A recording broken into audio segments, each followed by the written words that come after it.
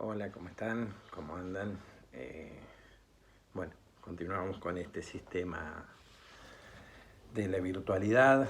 En el día de hoy, como segunda clase, vamos a ver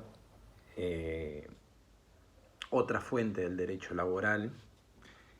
En este caso, vamos a entrarnos un poquito en lo que es la OIT. Probablemente ustedes hayan escuchado hablar de ella.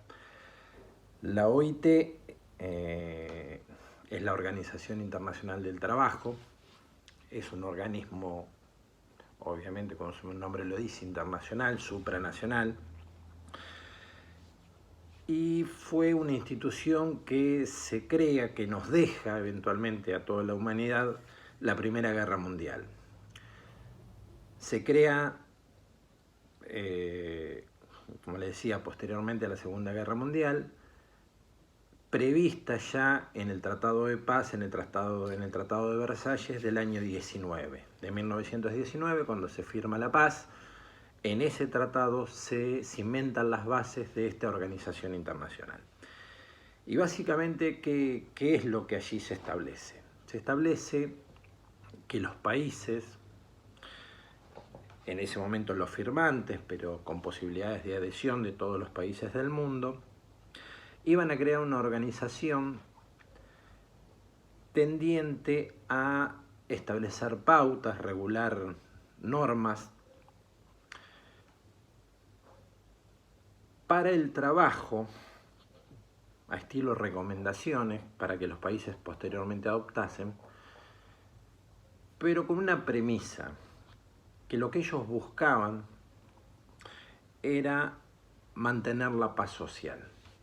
Como vimos en la primera clase, la relación de trabajo, la relación de empleo, es una relación que conlleva tensiones.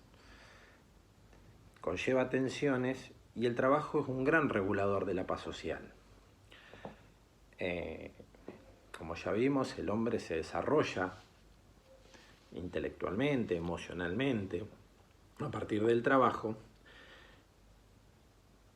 y esta paz social conlleva la necesidad de equilibrios. Nosotros vimos que cuando hablamos de la normativa nacional, hablamos del porqué del derecho del trabajo y que una de sus razones era equilibrar las diferencias de poder propias en esa relación de trabajo. Cuando se crea la OIT en el año 19, se hace con una concepción inexistente hasta ese momento y que después se replica y nosotros lo vemos en nuestro ordenamiento interno, que es la participación tripartita de los actores del mundo del trabajo. ¿Qué es la participación tripartita? La representación del Estado como ente regulador de tensiones, la participación de los empresarios, en este caso los empleadores, y las representaciones obreras, que la representación internacional la llevan las asociaciones sindicales, las organizaciones sindicales, de acuerdo a cada país, a cada modelo jurídico de cada uno de los estados, participan en esa organización tripartita al efecto de establecer normativas para que después los países, en forma individual, adecúen sus ordenamientos internos en esta línea. La OIT, la verdad, que ha tenido un trabajo fundamental en la organización del trabajo a nivel mundial y en la conservación de la paz social. Por supuesto que ha encontrado escollos, que ha encontrado dificultades, que el desarrollo del trabajo no es homogéneo en el mundo. La industrialización ha tenido un papel central en cómo se han ido dictando las leyes nacionales y cómo se ha ido organizando el trabajo en cada uno de los países, pero la verdad que ha mantenido una línea de trabajo que ha perdurado por años. Es la organización internacional hoy más antigua. Hoy la OIT es parte de la ONU. La ONU, como ustedes sabrán, aparece o nos queda como legado de la Segunda Guerra Mundial. Finalizada la Segunda Guerra Mundial, surge la Organización de las Naciones Unidas, también con un fin concordante al que tenía la OIT, que era la conservación de la paz social. La ONU tiene muchísimas más atribuciones y muchísimos más campos de acción, pero en ese momento la ONU de alguna manera toma la experiencia de la OIT y posteriormente se suscribe un convenio en el cual la OIT pasa a integrar o es parte integrante de la ONU.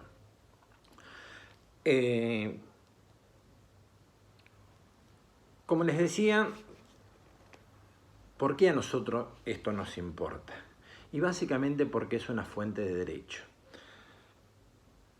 Lo que ocurra, lo que resuelva, lo que dictamine la OIT pasa a ser derecho propio del país y pasa a ser normativa aplicable.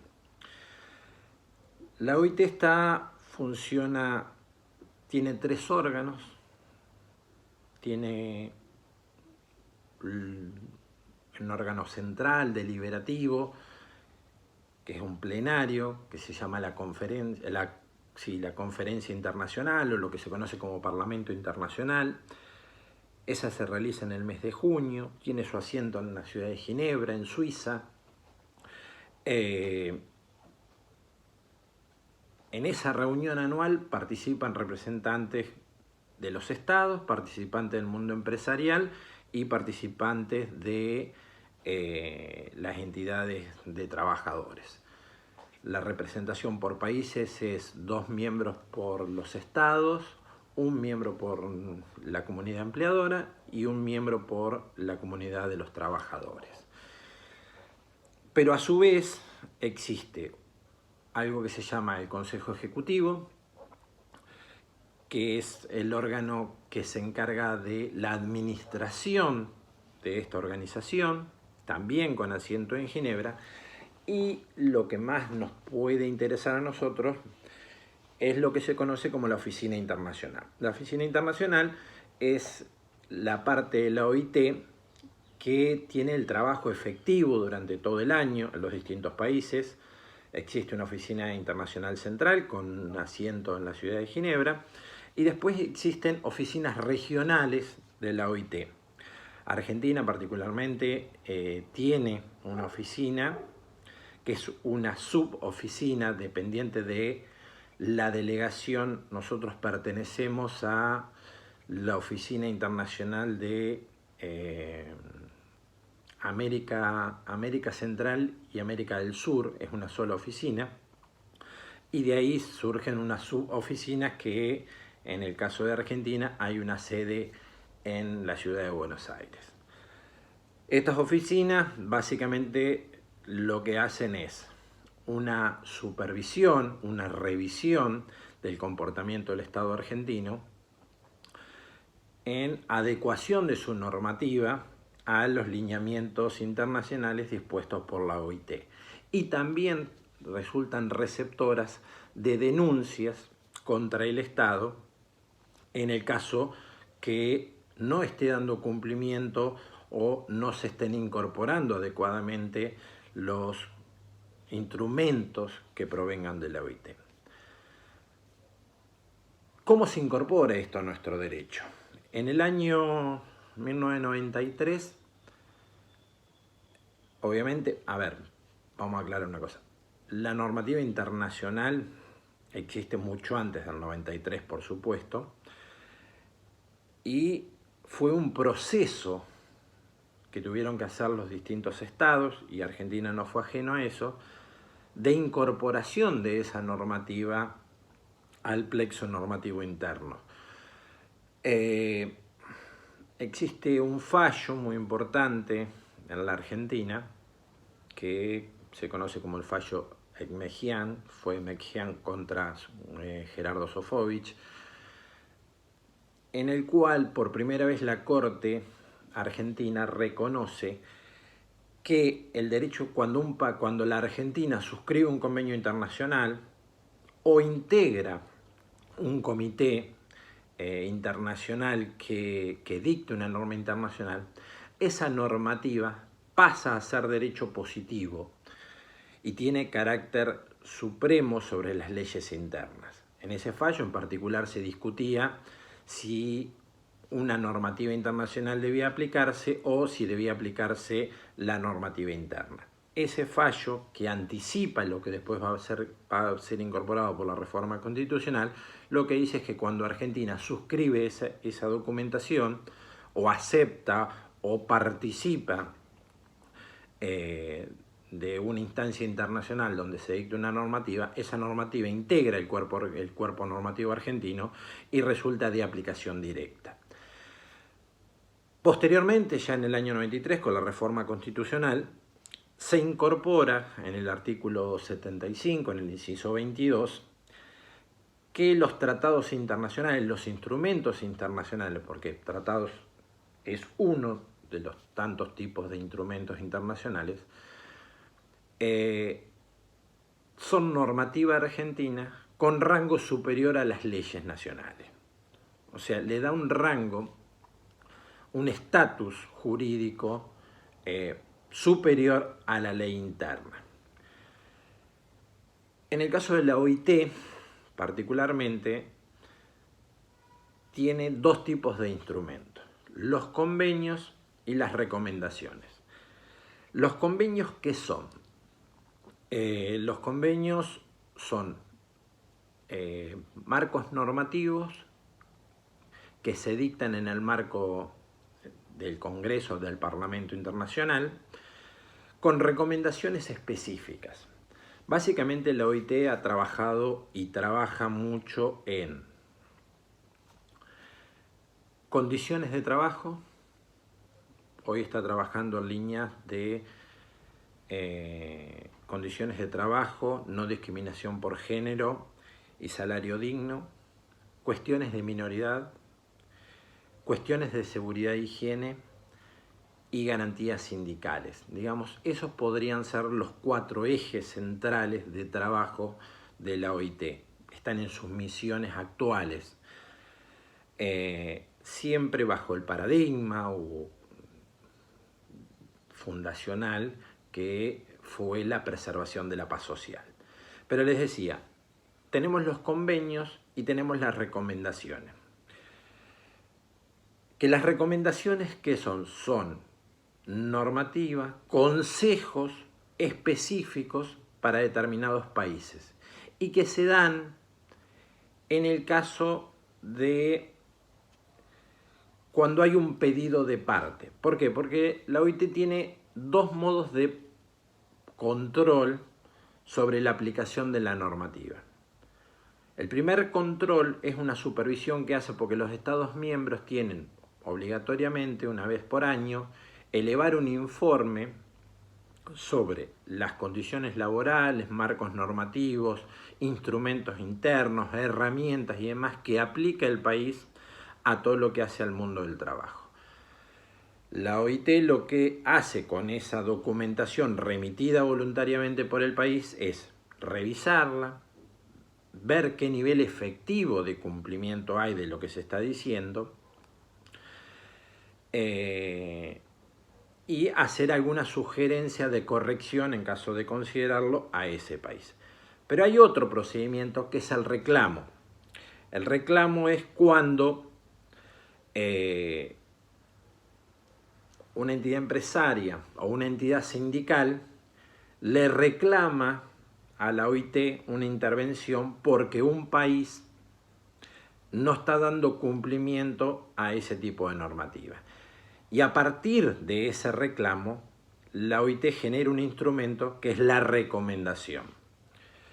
Existe otra instancia más que es la queja. La queja es cuando, emitida la recomendación, el país continúa sin dar cumplimiento a este tipo de normativa. Ahora bien, yendo al caso del derecho argentino, también es necesario destacar que la emitida por la OIT no es la única normativa positiva aplicable. Tenemos que tener presente que muchas veces en el marco de un análisis de una situación jurídica o en el marco de un conflicto laboral o en el marco de una causa laboral, hay muchísimos más instrumentos internacionales aplicables. Por ejemplo, todos los instrumentos relativos a derechos humanos, los instrumentos que tienen que ver con minoridad, los instrumentos que tienen que ver con discriminación, resultan plenamente aplicables en el marco de relaciones laborales. Y de hecho se utilizan muchísimo. Condiciones dignas, condiciones no discriminativas, todo eso, todo ese mundo jurídico supranacional, en el marco del artículo 75 y del inciso 22, resultan norma aplicable en la Argentina. Bueno, chicos, llegamos hasta este punto. Espero que este pequeño video sirva por lo menos como plataforma mínima de comprensión de este punto. Si Dios quiere, el viernes nos estaremos viendo y evaluaremos un poquito cómo venimos con este proceso de enseñanza, de aprendizaje, que es un aprendizaje para ustedes, un aprendizaje para mí, pero bueno, la verdad que tenemos las limitantes que tenemos y tenemos que manejarnos dentro de este marco. Así que les deseo lo mejor. Si todo va bien, el viernes a las 20 nos estamos viendo. Adiós.